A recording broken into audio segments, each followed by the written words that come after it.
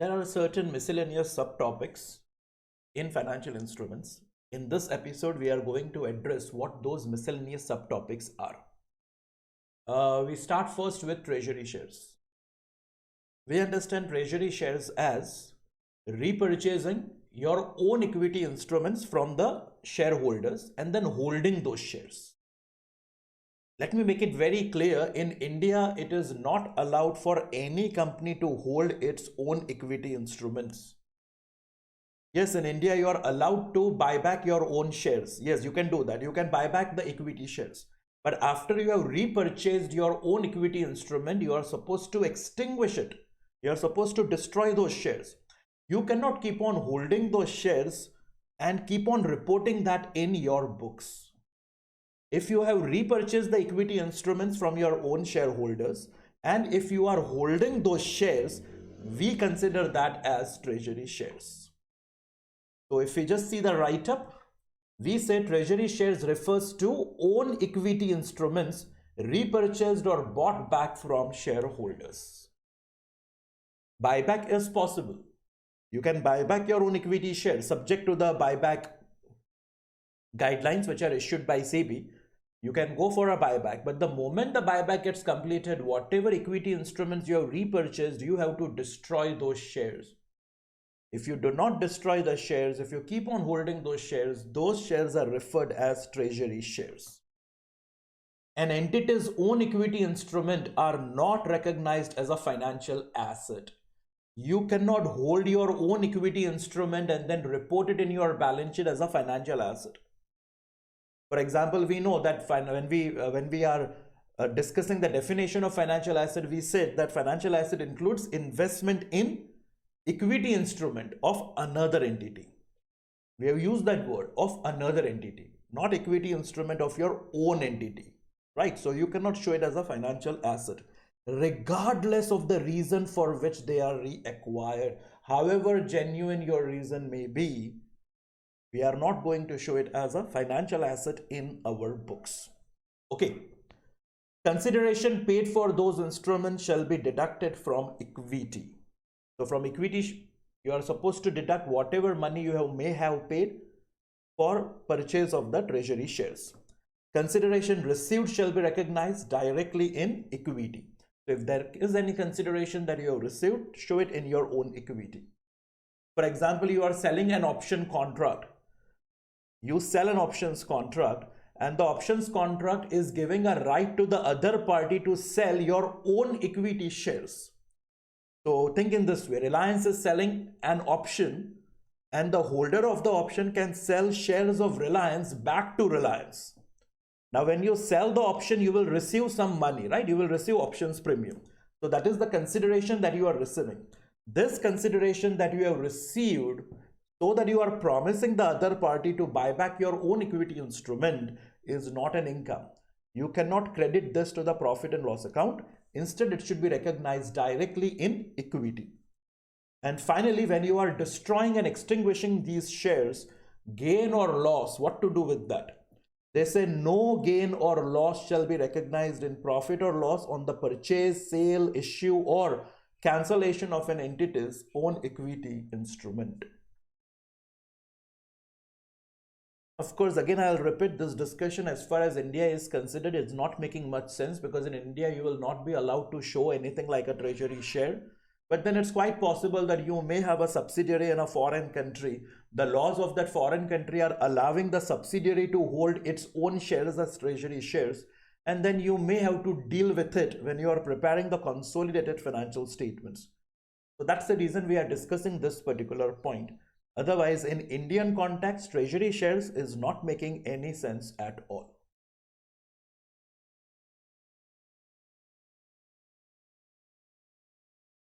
Okay. What should be the treatment of interest, dividend, losses, and gains? Everything depends upon the classification. Okay. For example, you have classified it as a financial liability. If you have classified as financial liability, then interest, dividend, losses, gains, everything will be recognized in profit or loss. For example, you have issued bonds. You are classifying bonds as a financial liability. Whatever interest you are paying, that interest expense will be debited to the profit and loss account. You have issued preference shares, and on preference shares you are paying preference dividend. But preference shares is giving you a contractual obligation of delivering cash, because you have to pay preference dividend at a fixed rate. Then the dividend that you are paying is not an appropriation of profit. The dividend that you are paying will be treated as an expense. It will be debited to the profit and loss account. Even if it is a preference dividend, right? All these years we have been treating preference dividend as an appropriation of profit.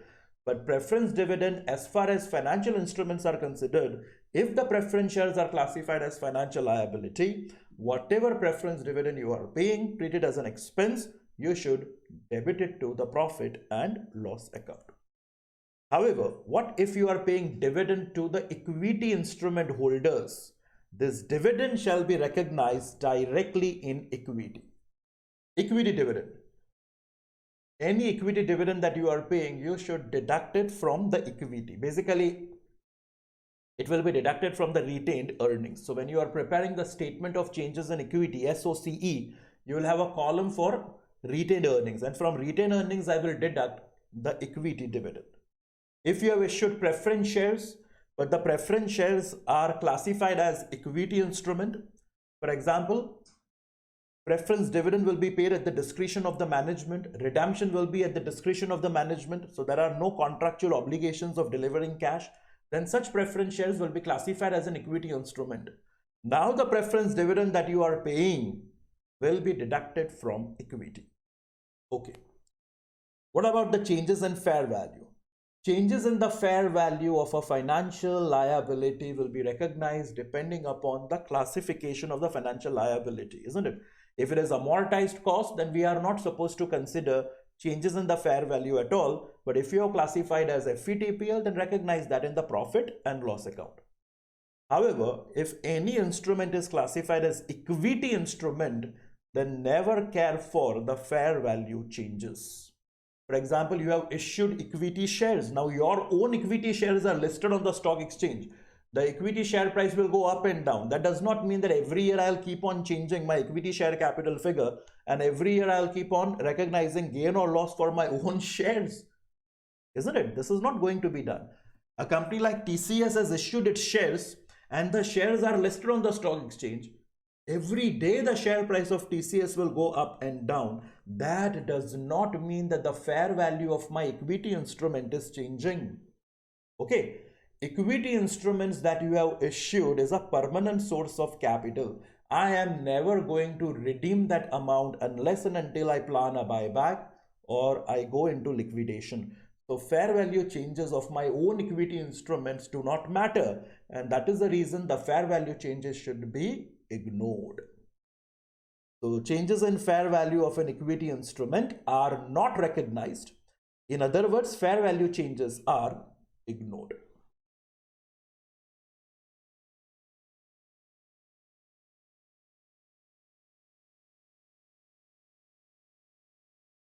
Transaction costs, yes. How shall we treat the directly attributable transaction costs? If the directly attributable transaction costs are relating to a financial asset, we know if it is amortized cost, you are supposed to add it. If it is FVOCI, you should add it. And if it is FVTPL, it should be debited to the profit and loss account.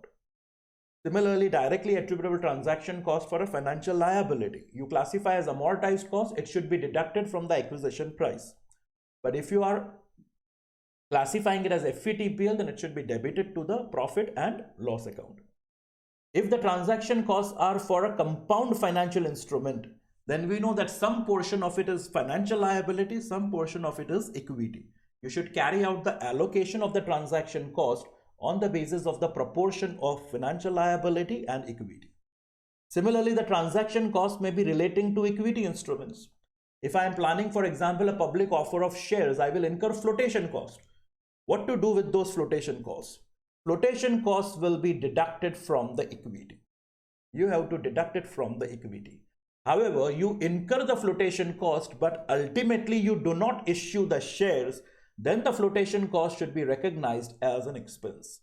The costs of an equity transaction that is abandoned are recognized as an expense.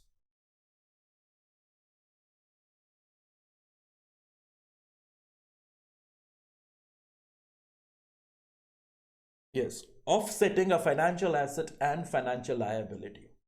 Is it possible for me to set off the financial asset and financial liability against each other and only show the net amount in my balance sheet?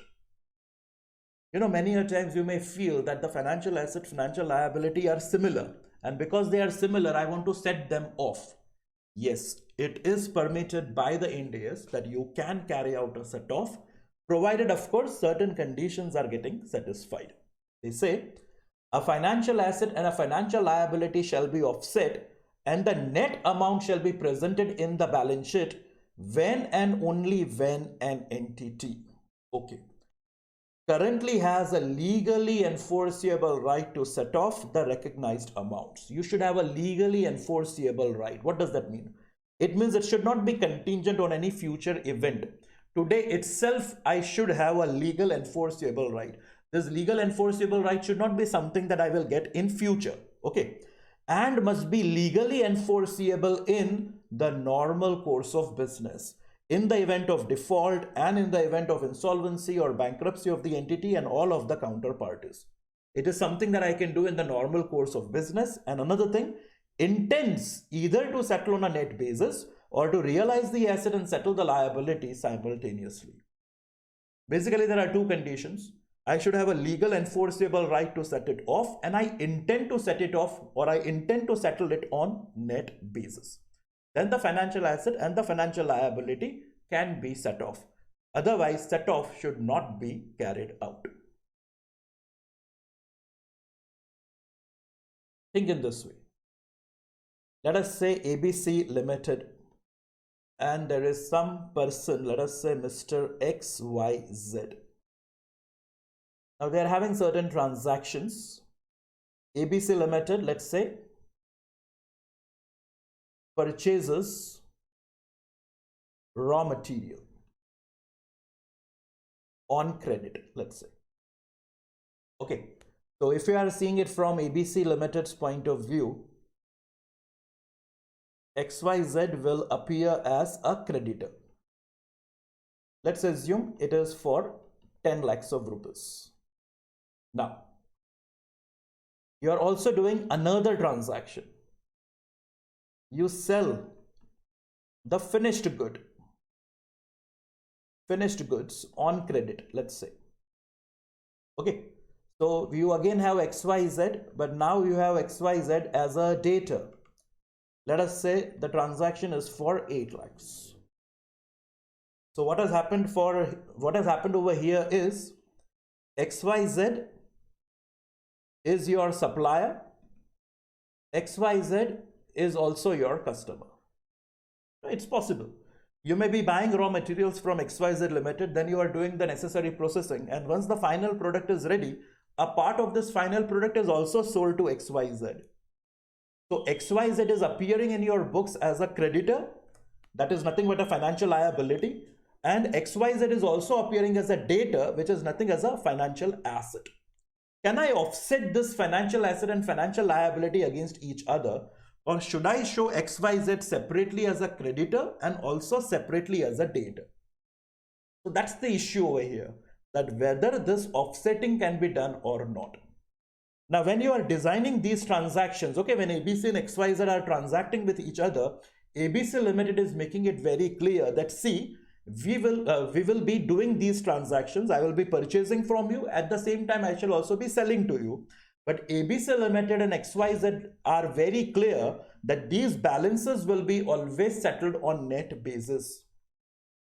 ABC Limited makes it clear at the very beginning itself that, see, I am supposed to pay you 10 lakhs. You are supposed to pay me 8 lakhs. Or in general terms, for all that I am buying from you, I will have to pay. And for all that I am selling to you, I have to recover from you. The two of them have already agreed to a conclusion that it will be settled on net basis. If that is so, then offsetting is very much possible. If you see here, they are saying currently it has a legally enforceable right to set off. Right, the two of them have already entered into an agreement that we will settle these amounts on net basis. And it's very important over here, it is definitely in the normal course of business, isn't it? These are your operating activities. Buying raw materials, selling your finished products, these are operating activities. Operating activities are nothing but your business activities. And you have already made it clear that we intend to settle on a net basis. Offsetting in this kind of a situation will definitely be possible.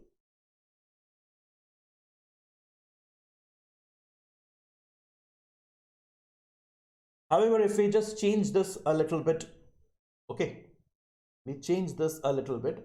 They are saying it is purchase of raw material, isn't it? Instead of we are saying that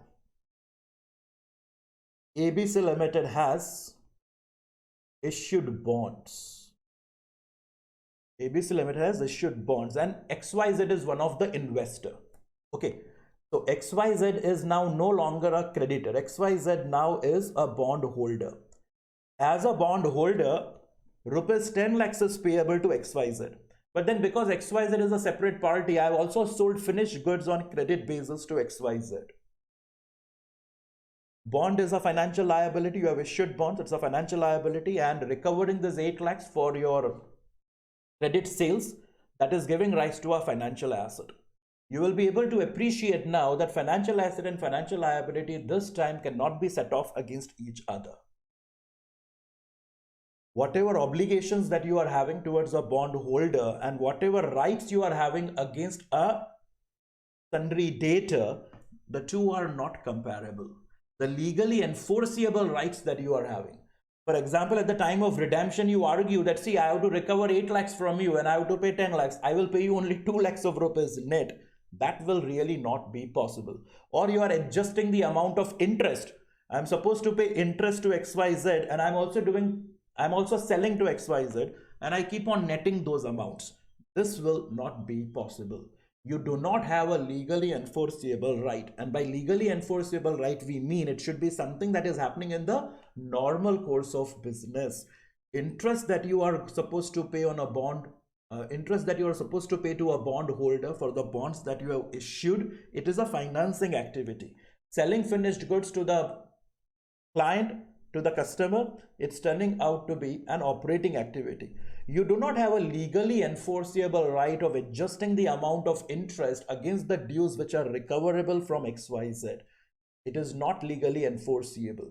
If you default on the interest payments, XYZ can take you to court, and the rights that XYZ will have for the collection of the interest, it will be very different from the rights that you are having of collecting the amount for the sales that you have made.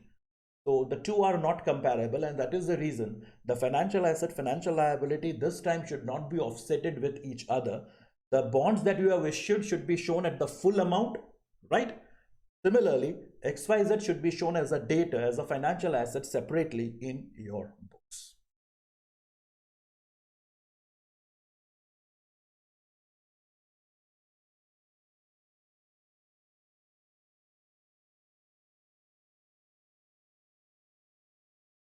Okay. Contingent settlement provision. Let's read it and then understand it. They say, a financial instrument may require an entity to deliver cash or another financial asset, or settle it in some other way that would require it to be classified as a financial liability. We know that very well.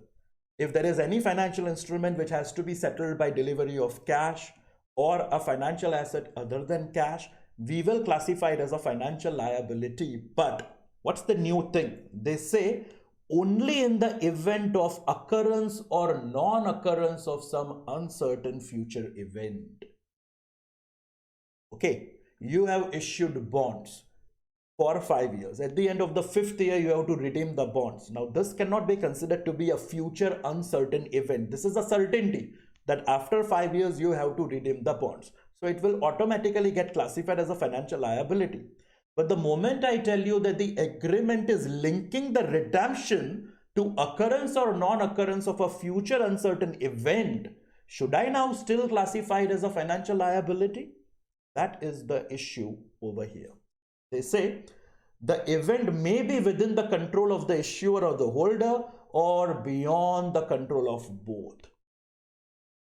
Redemption or the delivery of cash or the settlement by delivery of another financial asset, that will happen provided some future uncertain event is occurring.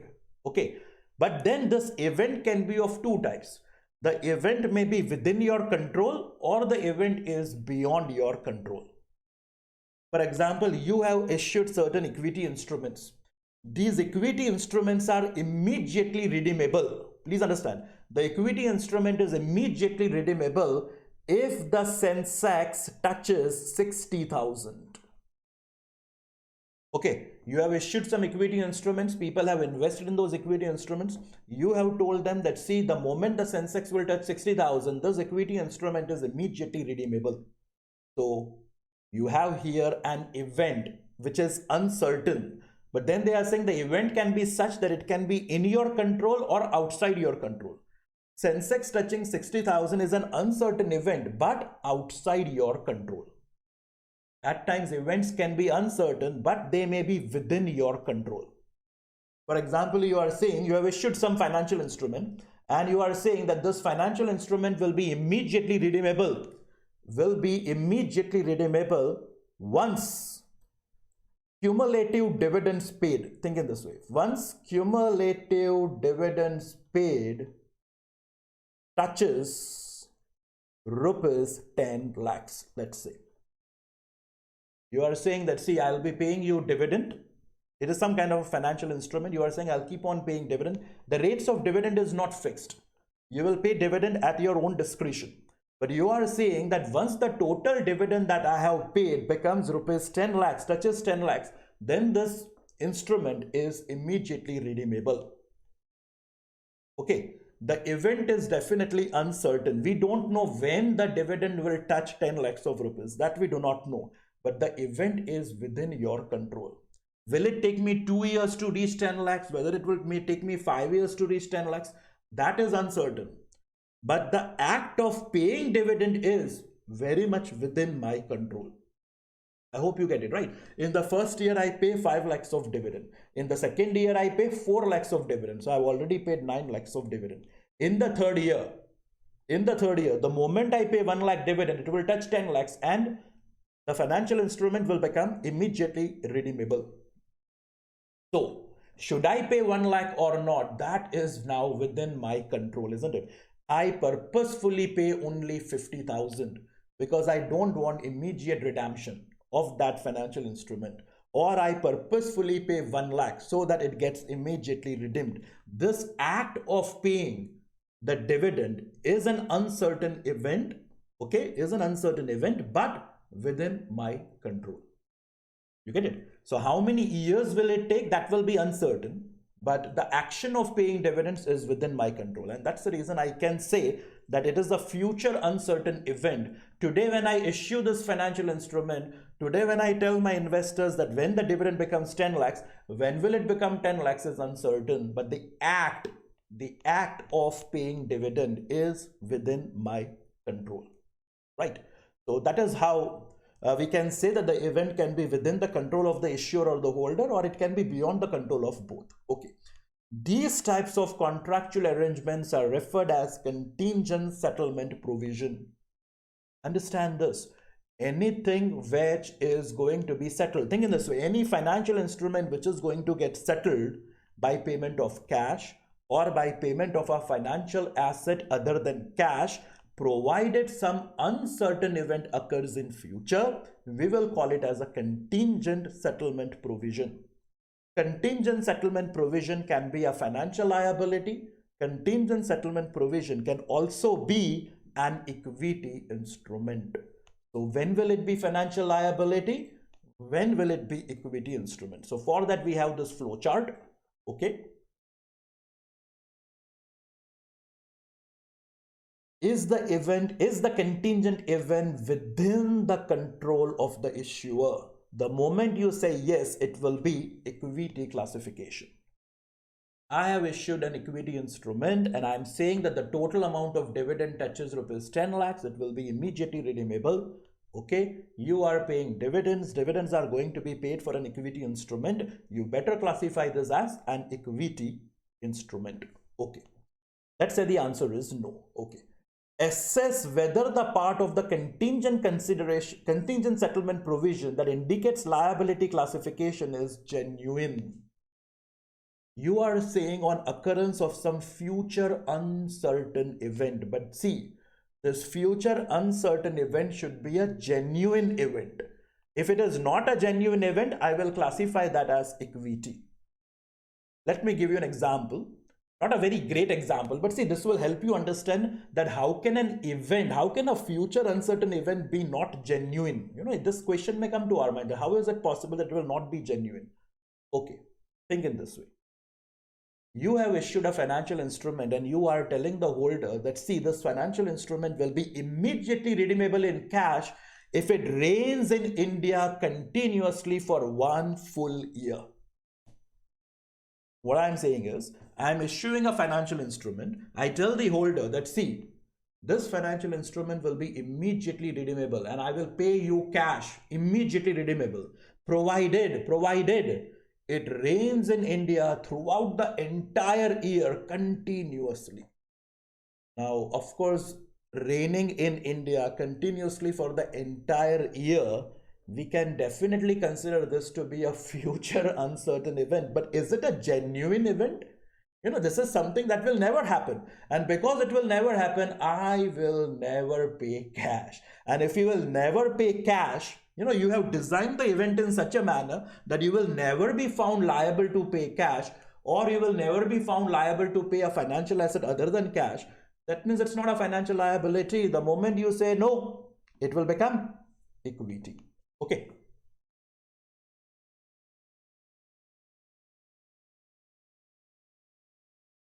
Can the issuer be required to settle the obligation in cash or another financial asset only in the event of liquidation of the issuer? Yes. The financial instrument will be redeemable in cash provided the company goes into liquidation. The event of the company going into liquidation is definitely an uncertain event. But then we had seen something as a putable instrument, isn't it? The liabilities which are there only at the time of liquidation, provided other conditions are getting fulfilled, it's better to classify it as an equity.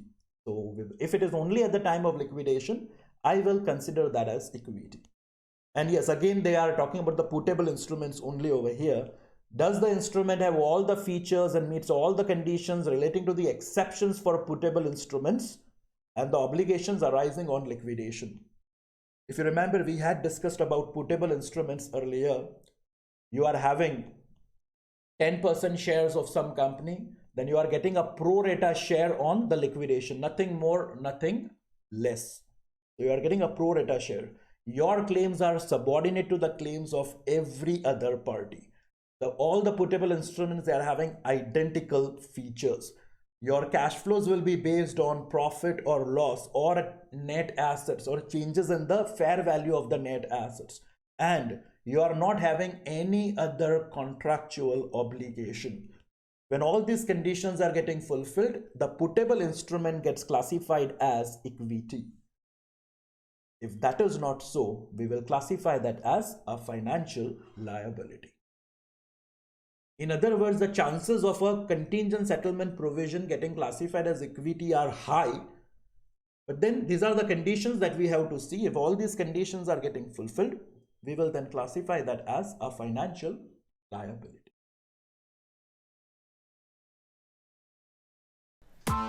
Press the bell icon on the YouTube app and never miss another update.